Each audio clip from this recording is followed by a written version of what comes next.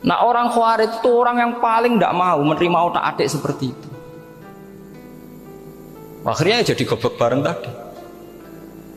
Ya makanya Rasulullah pun jadi korbannya Khawarij. Muhammad kamu harus adil. Karena pikiran mereka adil itu yang memberi banyak ya dapat banyak. Kalau pikiran nubuah tidak seperti itu. Kalau yang biasa memberi, biasa heroik, biasa baik ya biar tetap biasa memberi. Jangan dilatih jadi apa? Fasik. Ini mungkin adik-adik juga agak keberatan, tapi harus dilatih.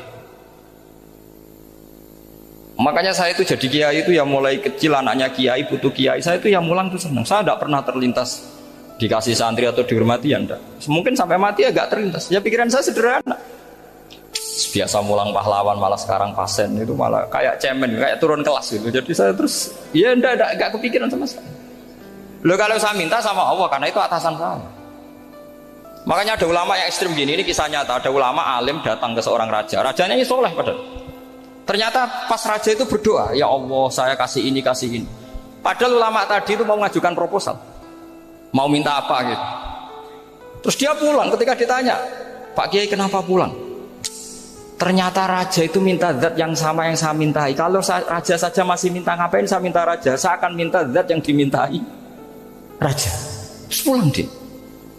Wah itu ya pikiran ekstrim, tapi bagus ekstrimnya. Saya akan minta zat yang dimintai raja. Kalau sampean kan enggak, uteke saya les, sholat dinteni, tetap jalo. Oh, kok orang mikir seperti itu? Mang wis salah didik, salah itu tadi. Nah, ini harus dilatih. Masyhur itu ketika Nabi pas Fathu Makkah itu, orang-orang Ansor komentari Nabi gini, ketika Nabi sangat happy di Mekah, sangat enjoy di Mekah, kata orang-orang Ansor, amar rojul fa'adroka durok fatun fi ahli wa ulfatun fi asyiroti.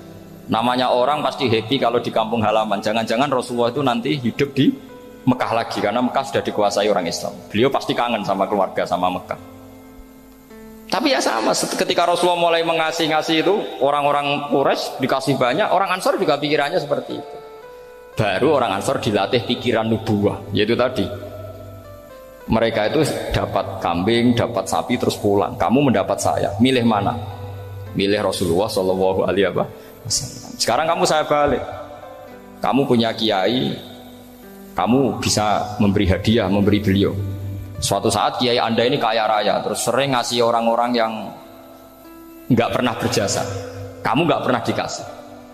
Itu kalau pakai pikiran Khawarij, kiai ini salah karena ngasih orang yang tidak berjasa. Tapi kalau kamu pakai pikiran nubuah, enggak. Alhamdulillah saya tetap istiqomah memberi kiai itu. Dan alhamdulillah enggak dibales. Semoga balasannya di akhirat. Ya sudah seperti itu. Kalau pakai pikiran gengsi tadi seperti itu. Masa biasa memberi sekarang posisi diberi, saya rak turun kelas. Jadi sebetulnya pikiran ekstrim itu boleh, tapi untuk yang seperti ini bukan ekstrim yang tadi. Makanya ini disebut al-hujjat. Al-hujjat itu satu logika yang bisa mematahkan asumsi awal.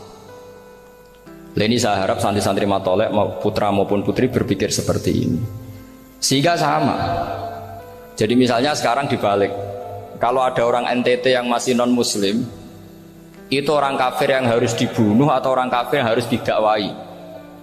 Mesti pikirannya itu, kalau Nabi itu ya semua yang didakwai Nabi dulu orang kafir.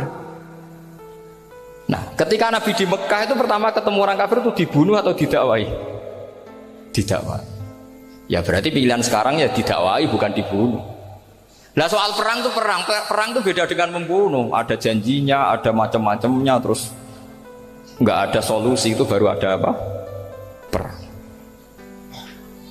Jadi kalau sudah dibalik-balik gitu, makanya kata ulama-ulama, Khawarij itu pasti salah. Pasti salahnya adalah kalau orang tidak benar ya dibenarkan, bukan dibunuh. Kalau setiap orang kafir dibunuh, Nabi kapan jadi nabinya? Karena orang kafir habis. Jadi metode bil hikmati ya ada, al-mau'izatul hasanah ya ada, karena orang kafirnya sudah mati. Terus pertanyaan kedua, kalau Nabi harus ekstrim ngapain? Yang ngawal Jibril, halnya Israel lebih efektif.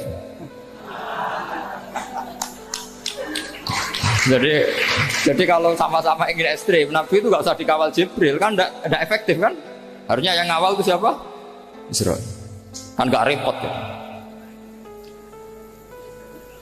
Nah, jadi saya mohon ini saya cerita. Jadi korban pikiran ekstrim itu bukan siapa-siapa. Pertama itu Rasulullah. Akhirnya Rasulullah menjelaskan, ya beginilah cara berpikir nubuwah. Jadi saya kira demikian. Nanti mungkin kalau ada tanya-tanya, ada pertanyaan. Yang jelas kalau seputar ekstremitas itu bisa latihan. Ya, sebenarnya bisa latihan di fikih. Karena fikih ini cerminan dari pikiran ulama. Ya, cerminan dari pikiran apa ulama yang tidak tekstual. Ya, seperti gini ya. Tasaddaqa Rasulullah so'an min tamrin au so'an min aqidin. Ketika zakat fitrah itu Rasulullah mengeluarkan satu sok tamar. Tamar itu kurma. Kalau menurut tekstual berarti zakat fitrah harus pakai kurma. Tapi semua ulama sedunia mengatakan kuti ahlil balad. Artinya dalam konteks Indonesia ya pakai apa? Beras. Berarti kata tamar diganti kot, diganti apa? Kot. Jadi orang itu jangan diajak goblok bareng. Masa Nabi ngendikan tamar harus apa? Tamar. Makanya saya pernah debat. Pak Nabi itu cingkrang. Kenapa orang-orang itu rata-rata tidak cingkrang? Saya bilang Nabi itu hidupnya di Mekah. Kenapa Anda hidup di Indonesia? Iya, Nabi itu hidupnya di Mekah. Terus saya tanya lagi, Nabi itu hafal Quran, kamu udah hafal? Saya hafal Quran. Kalau cingkrang gampang, karek ngetok kata saya. Ya, kalau ada sunnah Rasul, Nabi hafal Quran enggak? Hafal kan? Berarti kalau ikut sunnah Rasul, hafal Quran. Jangan cingkrak tok, ya hafal apa? Ya sama poligami juga gitu yang tadi diceritakan Mas Natif itu. Nabi itu poligami setelah Khadijah meninggal. Apa mereka mau nunggu istri pertama meninggal? Kalau ingin persis loh, kalau ingin persis nunggu istri pertama meninggal. Ah iya. Nggak mau juga kan? Ya biasa saja lah. Pokoknya yang dihalalkan syariat ya kita bilang halal, yang diharamkan kita bilang apa? Nggak usah sok suci sunnah Rasul. Saya punya banyak cerita. Abu Bakar itu dulu sering menghindari sunnah Rasul. Dulu Rasulullah itu kalau ada orang minta ya dikasih. Ketika era Abu Bakar bikin Baitul Mal. Ketika ditanya ini zaman Rasulullah tidak ada, kata Abu Bakar, huwa Rasulullah, beliau itu Rasulullah. Mau gak di manage ya negara tertib. Umar bikin pasukan itu diangkat negara. Kalau dulu zaman Nabi yang ikut perang bahaya, yang tidak perang namanya munafik. Era Umar tidak, militer itu ditunjuk, dia digaji pakai Diwanul Murtazikoh. Ketika ditanya kenapa tidak kayak Rasulullah, huwa Rasulullah, mau tidak tertib pun tetap negara stabil, karena ada karismanya. Jadi kadang-kadang dalam banyak hal itu kita malah tidak boleh persis Rasulullah karena kadang banyak khususiyah. Yaitu contoh yang paling masyhur di fikih ya kayak Nabi itu nikah 9 itu khususiyah. Dalam strategi juga sama. Dalam strategi memanage negara juga sama. Banyak sahabat yang punya ide yang zaman Nabi itu tidak ada. Ketika ditanya kenapa tidak persis Nabi, katanya huwa Rasulullah. Ya Rasulullah itu meskipun seperti itu, meskipun tidak tertib secara rasional, tetap dikawal wahyu. Makanya negara baik-baik saja. Kalau saya ini hanya Abu Bakar, kalau tidak ya repot. Umar ya sama, bikin Diwanul Murtazikoh. Utsman juga sama, di manage negara. Sayyidina Ali juga di manage. Kalau Nabi tidak. Tapi tidak apa-apa karena ada karisma. Sama tak cerita nih masalah zakat yang masyhur. Orang paling bakhil sekalipun, paling kikir sekalipun itu zaman Rasulullah bayar zakat. Karena pikirannya setelah zakat dikasihkan Rasulullah mendoakan. Khudh min amwalihim shadaqatan tutahhiruhum wa tuzakkihim biha wa sholli alaihim inna sholataka sakanul lahum. Era Abu Bakar enggak. Sorry ya Abu Bakrin, dulu kita zakat sama Rasulullah karena didoakan beliau. Kamu hanya Abu Bakar, saya tidak mau zakat. Ya sama lah seperti orang dipimpin ulama-ulama karismatik. Orang dipimpin Badola itu tidak usah metai, santri sudah nurut. Dipimpin Usman Nazif, gak bikin pelaturan, habis pondok. Kalau tidak ngancam, gak gini, ditakzir, gak gini, habis. Zaman Badola dehem tok santri wedi. Mas Nazif dehem nggak ada.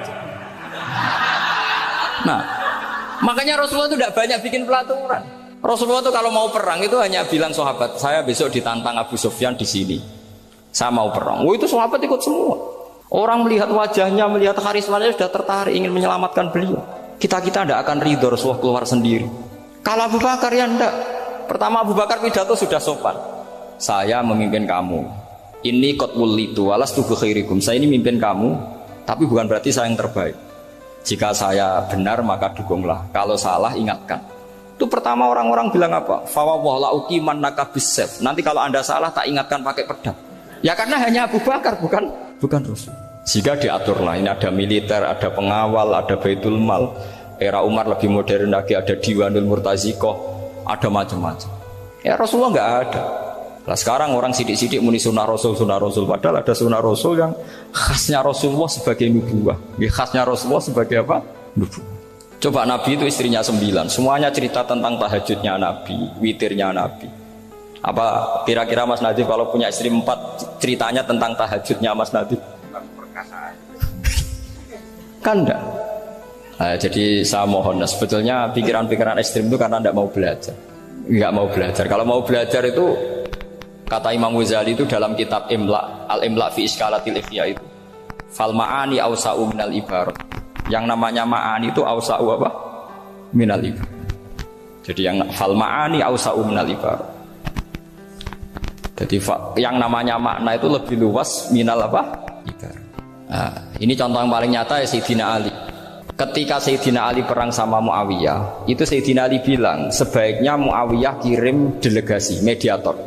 Saya juga kirim mediator. Terus orang-orang Khawarij karena tadi tekstual. Mahadha ya Ali.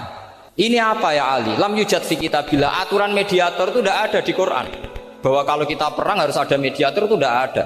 Terus Sayyidina Ali baca ayat wa in khiftum shiqaqa bainihima fab'atsu hakaman min ahli wa hakaman min ahliya. Jika lelaki dan perempuan suami istri terjadi shiqaq, terjadi konflik, maka suami kirim satu mediator, yang pihak perempuan juga kirim mediator. Terus Sayyidina Ali ngendikan wa amru Muhammad a'dhamu min amri rajulin wa imra'atin. Urusan umat Muhammad lebih serius ketimbang urusan hanya sekedar suami dan istri. Maka kita butuh hakam, butuh mediator. Baru 4.000 orang Khawarij tobat mengikuti pikirannya Sayyidina Ali yang tidak tekstual. Sama seperti zaman Rasulullah.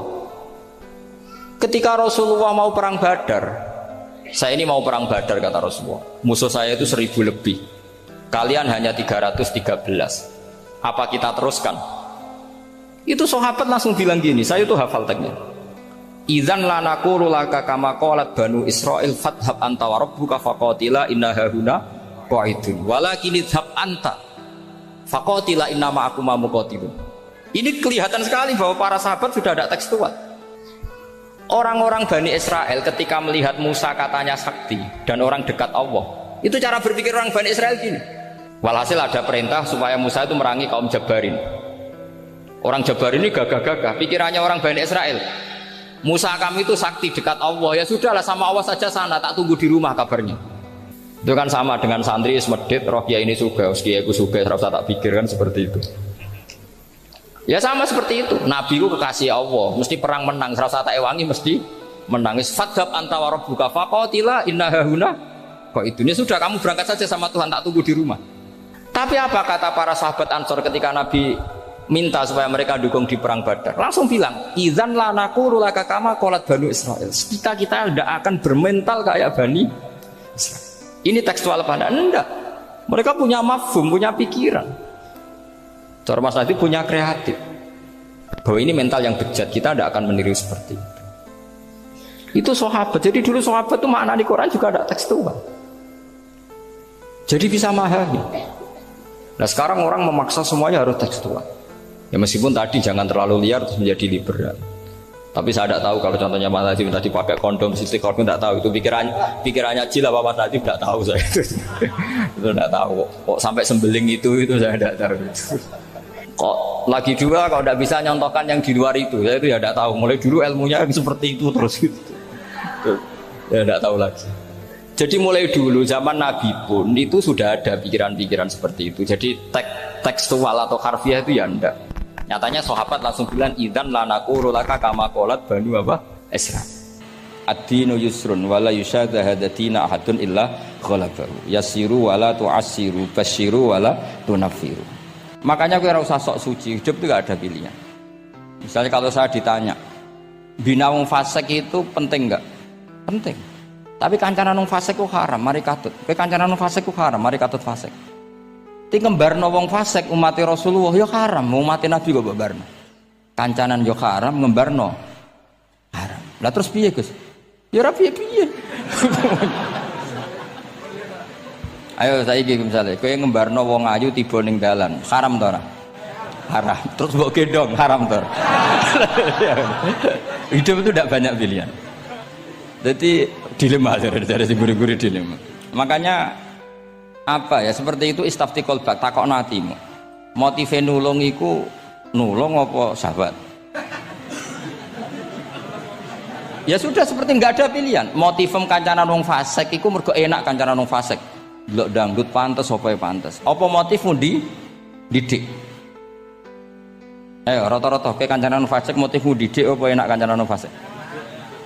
Enak. Haram berarti itu. Ya seperti itu. Memang banyak sesuatu yang apa?